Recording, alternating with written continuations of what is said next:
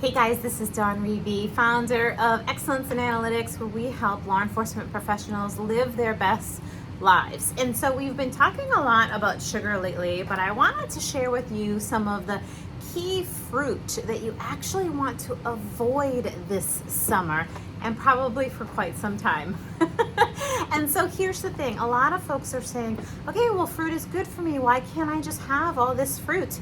And yes, fruit can be quite wonderful for you, but the challenge is we eat way too much of it, and some of it is super high concentrated in sugar. If you think back to the old days, really, we grabbed whatever fruit was right there in front of us, right? So nowadays we have fruit pouring in from all over the globe. We have transports bringing things overseas to us and sitting in our grocery stores so that we have full access to fruit that quite honestly wasn't available for us as in our old times, right? Our grandparents, our great-grandparents, our great-great-great-parents, right? The ones who were in shape. And part of it is our accessibility to food really causes us to overindulge. Now, for those law enforcement professionals, whether you're a chief, an executive, dispatcher, or you're a supervisor, analyst, or something of that nature, and you sit behind the desk, it's pretty easy to want to grab some fruit, but you're not moving your body as much as you used to. And equally, if you're sitting in a cruiser driving around, or you have maybe some training that you're working on, sometimes we grab fruit thinking it's going to keep us full, it's going to have some fiber in us, and some of it does, but we overindulge. We have a big pile of it sitting in our cars and our cruisers and at our desks and in our refrigerators, and we just don't need to do that. So what we're going to do here today is talk about 5 fruits that you just have to avoid or limit. Avoid altogether or limit. I'm going to tell you why. And then I'm going to share with you some fruit that's really much better for your glycemic index, much better to be sustained throughout the day. All right, so we're going to start with the number 1 fruit to avoid: raisins. Raisins is the number 1 fruit to avoid. And why? Because it has 98 grams of sugar per cup. 98 grams. Now, a cup of soda, can has about 33 grams of sugar, and I think that is extraordinary in and of itself, right? We don't need that much sugar. We just don't. Now you go and look at a cup of raisins and it has 98 grams of sugar. We think we're buying these little teeny boxes and it's good for us and good for our kids, and it really just isn't. It's adding a lot of calories. It's adding a lot of fat and things that are really not good for our bodies. So in fact, raisins has 493 calories per cup, more than you see in most candy bars. So just when you think you're doing well, you're not. Dried fruit is something you want to be particularly careful of. You can consume it faster, it lasts longer, and you might not feel as satiated as long or as quickly as you might with fresh fruit. So raisins, those are like the big ones. You just know. 98 grams of sugar per cup. Do you know what that can do? I think 98 grams is probably all the sugar I need for a year. And so we're eating it in 1 cup. So don't do it, stay away, all right? Sugar number 2. Now this one is like eat but avoid, and I'm going to tell you why. Eat sometimes and avoid mostly. And so we're talking about fig. And so when I went to Saudi Arabia to teach some building analytical capacity out there, they live on figs and dates and all of that stuff, and it's quite healthy for you, right? But it has 27 grams of sugar per cup. Figs are 27 grams of sugar per cup. Now, there's a couple things I want to share with you about figs. They help digestion, they help regulate your glucose levels, and they protect against chronic disease. So these you really want to have in moderation. Very small amounts in moderation. That doesn't mean 12. That means very small amounts in moderation, because they do help with protecting against chronic disease. They do help. And when I went over to Saudi Arabia, they don't eat like we do here. Well, the kind of they're getting there, right? But they don't eat like we do here in USA. In USA, we pound like 20, or we have a whole big bag of our Chex Mix, or our bags of like a blend of nuts and berries, which I love, but we way overdo it. So With figs, you want to eat in moderation. So that's number 2. Number 3, oh my gosh, and these are my favorite, mangoes. There's 24 grams of sugar per cup of mangoes, and they are delicious, right? So these I wouldn't say don't eat at all. These I would say eat in moderation. They are extremely hydrating, right? So if you are struggling with some dehydration, mangoes is the key. And I will tell you, I actually was suffering from some dehydration recently, and I had a couple of dried mangoes, and it was really, really yummy. But you gotta be careful again with the dried mangoes, because you can just chomp into those things and eat way more than you really need, all right? So dried mango, it satisfies you, it's good with hydration, and it's a fruit. It's good for you, just in little bits. So I don't want you to eat a whole mango. That is way too much. Maybe a quarter of a mango, or maybe cut up a mango in small little bits and set it out for the whole week, or maybe sprinkle a little bit on your salad, or maybe make a mango chutney or a mango medley with some spices and so forth. So mangoes are good, just in moderation. Number 4, I don't know what you're gonna think of this one, grapes. Grapes have 23 grams of sugar per cup. It is so easy to eat a cup of grapes. Have you ever been there with your little fruit cup and you're just pounding it away and you're like, oh, this is good for me? Grapes have 23 grams of sugar. Now, grapes are rich in vitamin C, which can help produce collagen, so that's really good, right? We hear of autophagy and cell regeneration. We hear wine. Grapes from the wine really helps with some of this. So grapes are pretty decent in terms of vitamin C. They help heal your wounds. So if you're struggling with some wound healing, you may have a couple of extra grapes. They also have vitamin K, which is a powerful antioxidant that helps with free radicals. So I'm not saying don't eat grapes, but just recognize that if you're eating a cup of grapes, you probably want to reduce the sugar that you're intaking for a little while. So I might even do a half a cup of grapes, and that would be my sugar for the day. So it sounds crazy, but when you're really trying to align your and sustain your glucose levels, you want to make sure that you're not spiking it with these. Now, again, raisins, 98 grams of sugar per cup, 98 grams. Figs, 27 grams of sugar per cup. Mangoes, 24 grams of sugar per cup. And grapes, 23 grams of sugar per cup. And the last one I'm going to share with you, did I say mangoes were my favorite?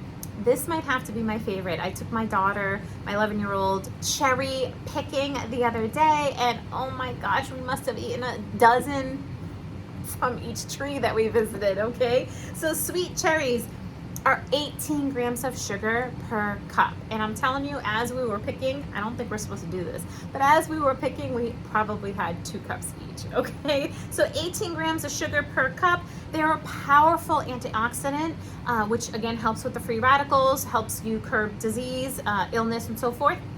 But the good thing about what cherries has is they help you regulate melatonin. So if you're struggling with sleeping, you may want to build in some cherries in small amounts in your diet, right? And so, there's the thing is, when we're thinking about sugars, when we're thinking about what we put in our bodies, instead of thinking about, oh, it tastes so good, like that's important too, but really be thinking about how can we fuel our bodies to operate effectively and efficiently. So if you're not feeling so well, what can you put into your body that's going to increase the antioxidant level, right? And in this case, we're talking about grapes and sweet cherries, right? Having powerful antioxidants. And, if you have some wounds that you need healing, or the mango is very hydrating if you're feeling a little dehydrated. So fruit and the foods that come from Mother Nature are really good for you. It's just that here in the U.S. and in other parts of the globe as well, we just simply eat way too much. So a small amount. Think about it. Think about if you were your grandma's grandma, right? They didn't have apples delivered to their doorstep. They didn't have all these groceries in the grocery store, and you can get 20 apples. It was very selective. You went and you found an apple tree, and you ate apples when you found that tree, but then you didn't the next day if you were in a different area, right? Or other kinds of fruits. We just didn't have the same accessibility as we do now. So just remember that. So when you think that you are doing your kids justice by giving them a huge bag of fruit, you're not, okay? A little bit of fruit. Now, one other thing about fruit I want to share with you, try to eat it separately from your actual meal. So there's certain fruits that interact in a negative way with vegetables and lean meats, like lean chicken, or if you're vegan, some of the proteins, right? Mostly some of the vegetables. And so usually if you want to have fruit, you maybe have it as a snack with some kind of fiber, right? Making sure that it has some kind of fiber so you digest it slowly, right? You digest it slowly. So if you're, in a cruiser, or if you're behind your desk, just recognize that, I mean, don't go crazy, don't measure out every little thing, but if you're looking to stabilize your sugars, if you're looking to not have these increases and decreases, you want to get a handle on your sugars. So we've been talking a lot about sugars. We have a couple more. We're going to do some salad dressings that are super easy peasy coming up pretty soon. That's going to help you out this summer and beyond. But the idea isn't to restrict you. The idea isn't to say you can't have this and you can't have that. The idea is to identify the foods, the vegetables, the fruits, the herbs that are going to fuel your body and not suppress the things that you don't want suppressed. You really want those antioxidants at the right levels, right? You really want that vitamin K at the right level, and you want to feel your best. And so these are some of the things and some of the ways that you can feel your best. So if you're asking yourself right now, what flippin' fruit can I eat? You can eat those, right? Minus the raisins. But one of the best kinds of fruits to actually eat, one of my favorites, is blueberries. The amount of antioxidant power in blueberries is extraordinary for you, right? So a half a cup of blueberries, sprinkled on a salad. If you're kind of avoiding the fruit with the vegetables, which blueberries is okay. But if you're avoiding that, you might even have a little dessert and have some blueberries, a small little half a cup of blueberries, right? Maybe frozen with some almond milk and some protein, and so there's different ways that you can use blueberries. Those are great. Raspberries are also wonderful. Again, high in antioxidants. They're really going to give you the nutrients that you need, but they don't have as much sugar as, let's say, a banana or a mango or raisins. They're really going to be a little bit more sustaining for you.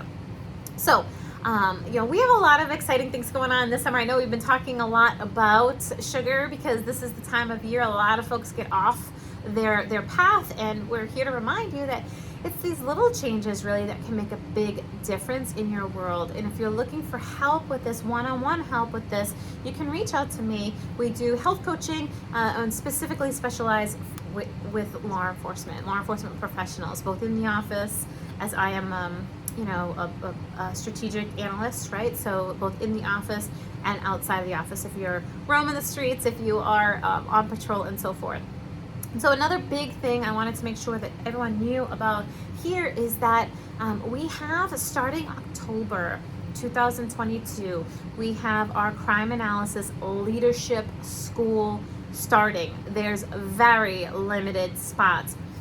It is a 9-month program where you show up every single week with other supervisors, with other leaders. Now, here's the thing. In law enforcement, we very rarely get leadership / supervisor / analytical training, right? It's kind of all these bits and pieces. Maybe we do a leadership school that is a week or two long, or a supervisor school that's a week or two long, and maybe it focuses on HR kind of stuff.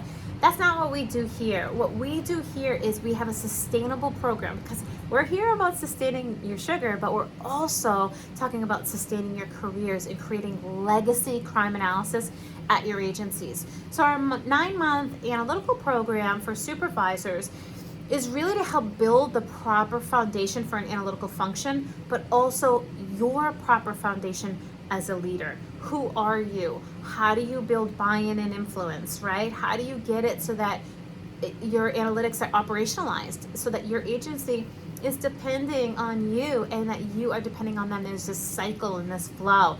How do we get it to operate efficiently and effectively? What are the recruitment strategies? What are the retention strategies?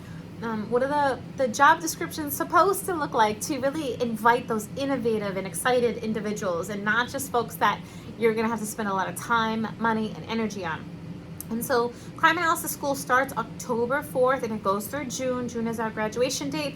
It is group sessions. You get access to 12 modules all about leadership, as well as so many tools and templates for you to build your analytical function. So not only yourself as a leader, you tap into this group work to really professionalize yourself as a leader, and that's a transferable skill, by the way. So you can take that with you anywhere. You don't have to be a supervisor of crime analysis. You can be a supervisor of anything, right? A leader of anything. And so it's very, very transferable. So a lot of folks who come into our programs, they may not be a supervisor yet. They may be wanting a supervisor position and really want that experience and that kind of foundation that they need to get there. So we have very limited spots in our October session. We will have our analyst group. Right now we're working with supervisors. We will be opening up our analyst school later on in the year, and that one is specifically to teach analysts skills that they need, hard and soft skills that they need, but that isn't for later. Right now, what's happening in October is the supervisor training. Now, here's the thing. Some of you may want to wait till October 3rd to register, and I'm telling you it's going to be full. It's going to be full. We have several dozens of people going through these programs session after session, and some of them will keep on coming back. They say, what else do you have for us? So you want to get in. We have a special going on this summer where their price is greatly reduced, and that's really to make it accessible. We're doing it right now for you because usually July 1st starts the new budget year. So you can have these conversations, chiefs, you can really think about sending your analysts, supervisors to these leadership programs, because right now you have access to the funds to really get training in, and this is training for the entire year. So your analyst supervisors not only become leaders, not only become analytical specialists, right, building analytical function, but they also have access to a full library of training and Access, Excel, and anything else that you could possibly imagine a supervisor might need.